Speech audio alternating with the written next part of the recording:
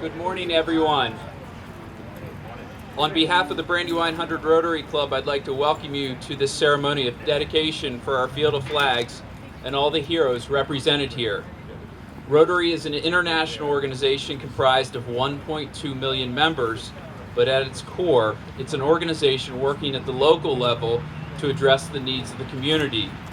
Your generous support in sponsoring a flag for your loved one this year makes a difference for the wounded veterans receiving training for their service dog at VetDog and the Heroes Self-Defense Foundation, aimed at keeping first responders safe.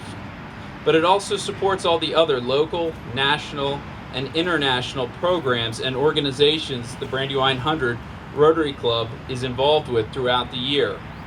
The flags flying here in this field are dedicated to many heroes, the men and women overseas and serving active duty, veterans, police, firefighters, EMTs, and other first responders, as well as everyday heroes, men and women in our community doing extraordinary things.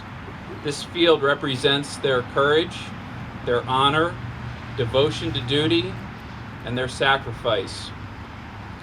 You all now please stand as Mount Pleasant presents the colors.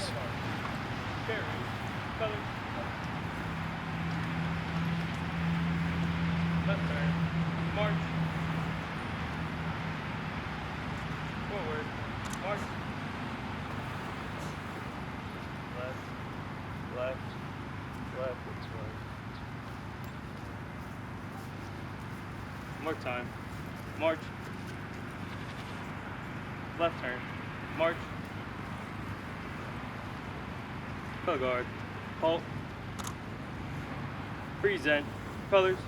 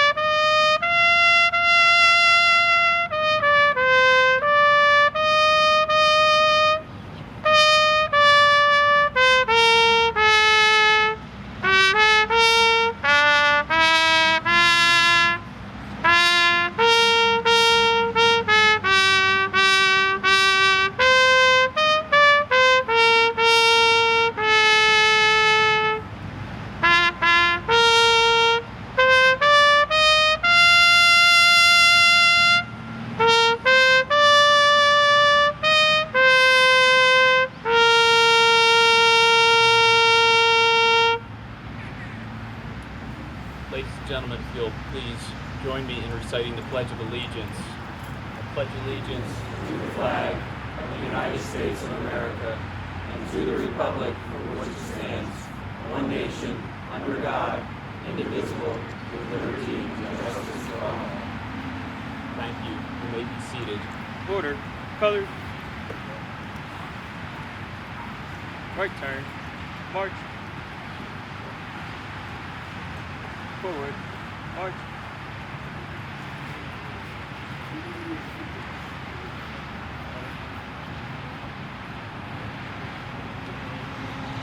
The prayer of dedication this morning is going to be offered by the Reverend John Gayton, the pastor of Holy Rosary Church. He is a commander in the United States Navy, retired.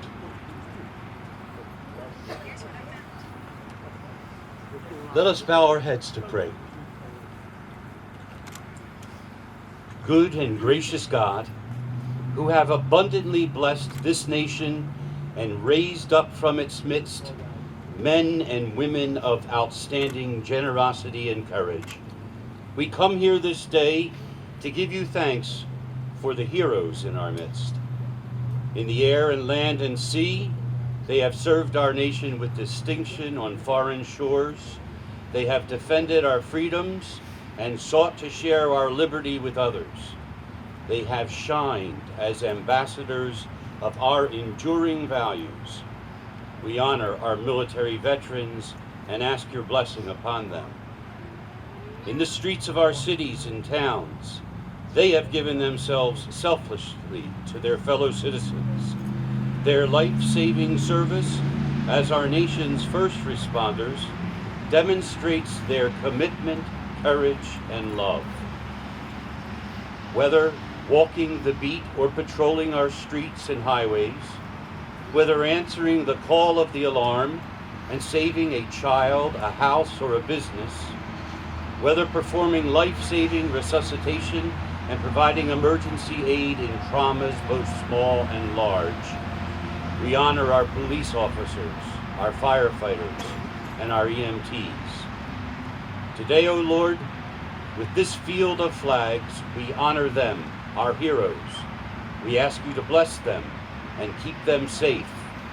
May their service inspire us also to make sacrifices of our own for our neighbors and our nation. We ask this in your mighty and holy name. Amen.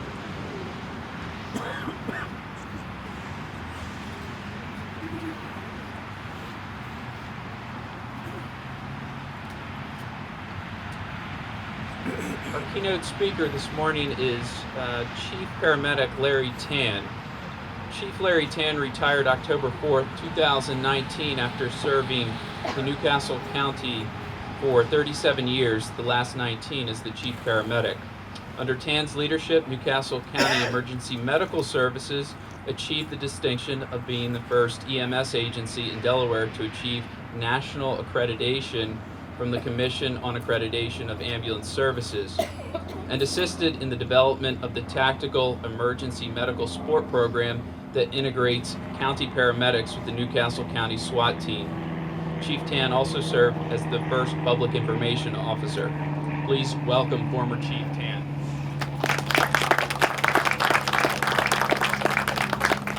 Good morning. I see several of members of the General Assembly, certainly our county executive, and veterans, and those currently serving as well. The history of Veterans Day goes back to World War I, when the hostilities in what was called the Great War ended on the 11th hour of the 11th day of the 11th month in 1918. In 1954, President Dwight Eisenhower issued the first Veterans Day proclamation after Congress passed legislation to replace what was originally referred to as Armistice Day. So it became Veterans Day, a day to honor all American veterans of all wars. And it's right that we recognize those who have stood watch and continue to stand watch over the safety and security of our nation. And I would ask us to give a round of applause for our thanks to those heroes that are here with us this morning.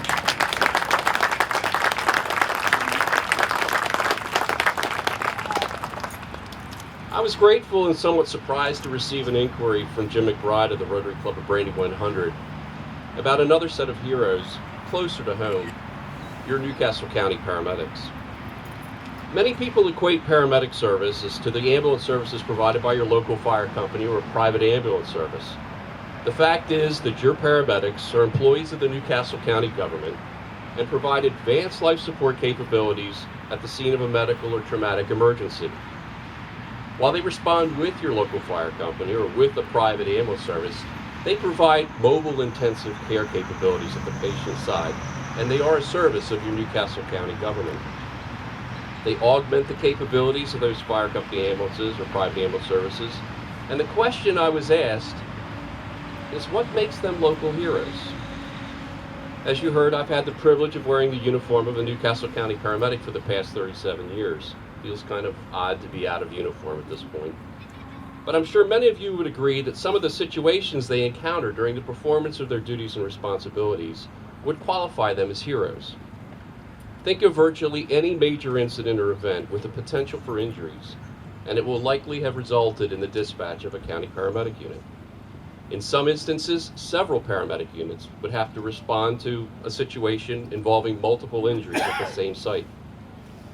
For instance, you might consider it heroic for paramedics to respond to an active shooter incident, such as the incident at the Newcastle County Courthouse in Wilmington, that might be considered heroic. Or you may consider the paramedics that responded to a serious collision with multiple people trapped in separate vehicles as being heroic.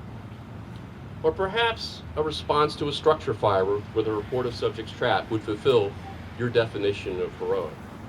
Or as you heard earlier, the victim of a sudden cardiac arrest, a time-sensitive situation and where every passing minute equates to a 10% decrease in potential survivability for the victim. Time-sensitive, perhaps responding to those types of situations you would consider heroic. But I'd like to share a different side to your Newcastle County paramedics. To wear the uniform of a Newcastle County paramedic requires a rigorous selection process, regardless of whether they've already received paramedic training and maybe they even have experience out of state, or whether they're starting out as an entry-level recruit for a paramedic academy class. The intensity of the selection process is magnified by sheer numbers. Newcastle County received over 600 applications for 22 seats in the paramedic academy class that's currently in training. And what can a person expect once they become a paramedic? As an essential service of the Newcastle County government, the paramedics are required to provide services on a 24-hour day, 7-day-a-week basis. That means a paramedic and their family can expect them to work days, nights, weekends, and holidays. The work can also be hazardous. According to NIOSH, emergency medical services, or EMS personnel, have higher rates of work-related injuries than the general workforce, and are three times more likely to have a lost time injury on the job. The leading causes of injury among EMS personnel are directly attributable to the uncontrolled environment and the varying conditions in which they provide clinical care. Yet everyone wearing the uniform as a Newcastle County paramedic has accepted the working conditions and those obligations. While this may be considered heroic, there's actually a more personal side to their story. We tell new paramedics coming out that the patient doesn't care about how much you know until they know how much you care. The patient doesn't care about how much you know until they know how much you care. Empathy and compassion are the hallmark qualities of a successful paramedic. Qualities that require them to give of themselves in order to take care of those in need. While you or a member of your family, perhaps a friend or a colleague, may have had experience with the Newcastle County paramedic, I'd like to share some truly heroic situations that I've seen over the past 37 years. For instance, some paramedics based in a section of Wilmington had a local youth who regularly visited their station. One day they responded to a reported shooting, only to find their young visitor suffering a gunshot wound to the head. They provided care to somebody they knew and transported him to the DuPont Hospital for Children down the street, a level 1 pediatric trauma facility. The patient had several surgeries and survived. What most people don't know is that once their young patient was discharged home, the treating paramedics partnered with the Wilmington Fire Department and delivered a Christmas surprise to their patient and their family that included a holiday meal and multiple gifts. In another case, several paramedics responded to the home of an elderly person that had fallen down a flight of stairs and sustained critical injuries. The paramedics administered their advanced life support care and transported the patient to a local trauma center. But what most people don't know is that after the patient was transported, a county police officer was preparing to secure the home. Everybody had gone to the hospital when she discovered a paramedic supervisor on her hands and knees cleaning a large blood stain from the carpet. The paramedic supervisor's concern was over the potential impact to that family if they returned home and found an unspeakable mess from that situation that sent their loved one to the hospital. The paramedic supervisor stayed at the house and continued cleaning until the carpet was clear of blood. Only then was the house secured. More recently, a county paramedic was at a hospital after transporting a patient to the emergency department. While restocking supplies and restoring his equipment, he encountered an elderly couple, one pushing the other in a wheelchair, searching for access to the parking garage and trying to find their car. He could easily have pointed and given directions to the closest elevator. Instead, he escorted the couple to the elevator, accompanied them to the upper floors of the parking garage, helped them locate their vehicle, and then assisted the patient in moving from the wheelchair into her vehicle for the ride home. When asked about the incident, the paramedic simply said he was doing his job. It wasn't an emergency response. In fact, there wasn't even a dispatched incident. Yet the paramedic had not forgotten that the S in EMS is service. He was simply providing service to someone in need, as all of your Newcastle County paramedics do daily. So what is it that makes them heroic?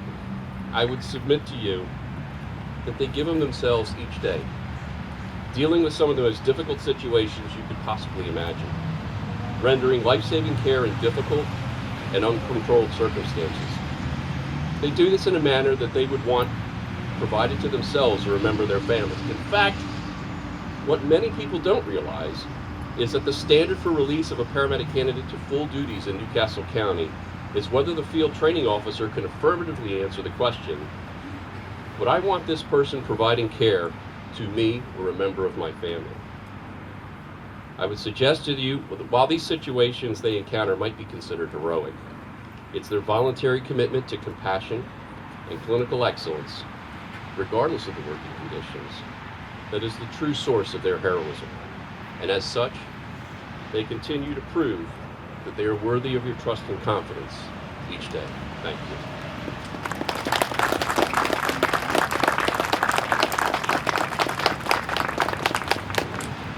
Please join in singing along.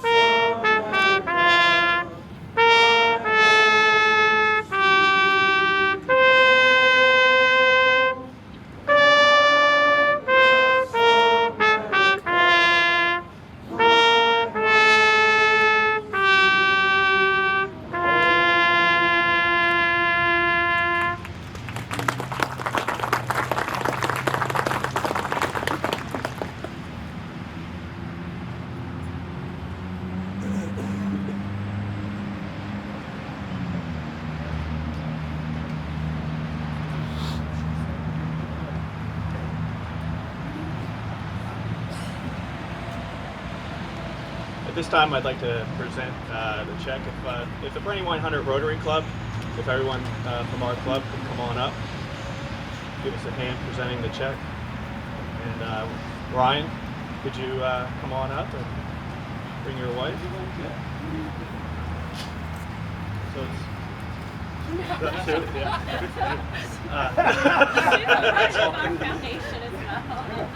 so it's our honor to present Ryan with this check for $2,000 from our club. This is a great honor, and we appreciate your service. Thank you.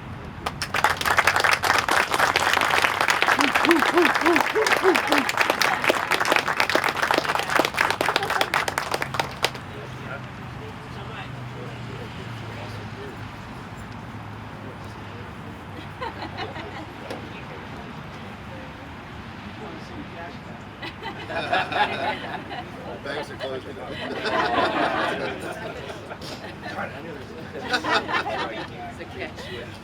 Mary, could you step forward, please? The next organization that is the recipient of the funds raised from this field of flags is VetDogs, and Mary Cheney is representing the organization today. So, Chris, could you present her with the check, please? Mary, on behalf of the Brandywine Hundred Rotary Club, we'd like to present you with this big check. Thank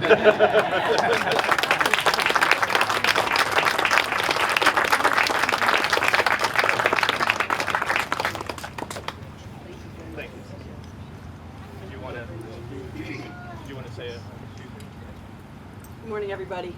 I just want to take a quick opportunity. Pepper, sit. Hang on 1 second. To thank you guys. I know that you guys have there are a lot of organizations out there that you guys can raise money and donate to. America VetDogs is very near and dear to my heart. I served 22 years in the active Army, was medically retired. Life as I knew it was not going to be the same, and I realized that. I always joked that I had a superwoman cape on while I served. I worked those 18, 20-hour days, loved every minute of it, took it to the dry cleaners, and they lost it. So as you can imagine, I was a little bit lost for where I was going to fit in the world and how I was going to kind of get around and do what I used to do. I'm not used to the word no. I'm not used to not being able to do something. And when I was Wounded Warrior at Walter Reed, I saw some of the service dogs there. I always thought other people were worse off than I was and deserved them. But I finally figured out you just have to look at yourself and figure out what's going to be best for you. And America VetDogs is an amazing nonprofit organization that gives veterans and first responders their independence back. You know, not being used to asking for help or relying on someone for help, it's really hard. So now I have my new battle buddy Pepper by my side. I'm sure most of you have seen Sully, H.W. Bush. As you can imagine, there are a lot of veterans and there's a lot of first responders out there who can seriously benefit from having a service dog. I'm very fortunate. Pepper started out trained to be a guide dog. It wasn't her calling in life. She switched over to the service dog track, and she does both mobility and PTSD tasks for me. So I essentially have 2 dogs in one. And if it weren't for the generous donations from organizations and everyone who helps support those organizations and raise that money, I would not be here today. Whether I be a statistic or whether I just physically couldn't be with this many people. I don't do crowds, but I now joke, have Pepper will travel. So I just want you to know, I don't take this lightly, and I don't work for America VetDogs. I'm just a veteran, having served, thanking you. I have seen how these dogs change lives, let people have their independence back, and live without borders. And to me, I can't thank you enough, and I would be remiss if I didn't say that. So thank you all very much for what you've done.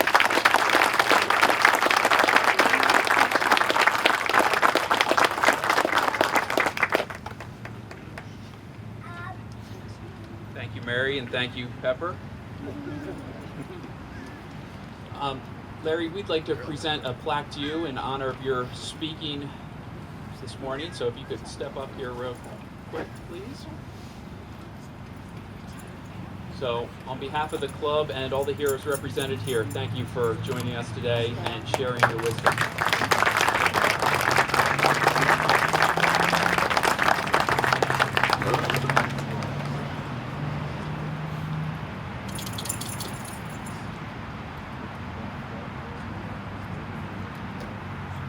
Is there anyone here from the Brandywine School District? You attend, okay.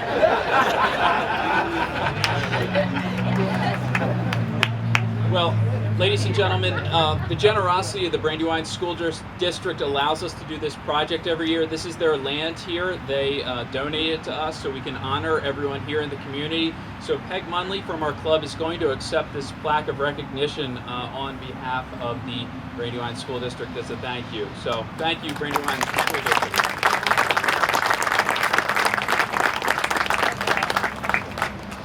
And Father Gayton, in honor of your contribution to this morning's activities, we do have a flag flying in your honor, AE1. So you can visit it before you go. And thank you for your service to our country. So if you will come up and do the benediction, please. Good and gracious God, send your blessing upon us who have gathered here this day, especially all those who we name as our heroes. But help each and every one of us to wave our patriotism in all of our lives in the same way that our flags now wave in the wind. May we be an ever source of presence of our life, liberty, and happiness to all people. And we all say, Amen. Amen. Ladies and gentlemen, you'll please stand. If you're a veteran, you may salute. Everyone else, please place your hand over your heart for taps.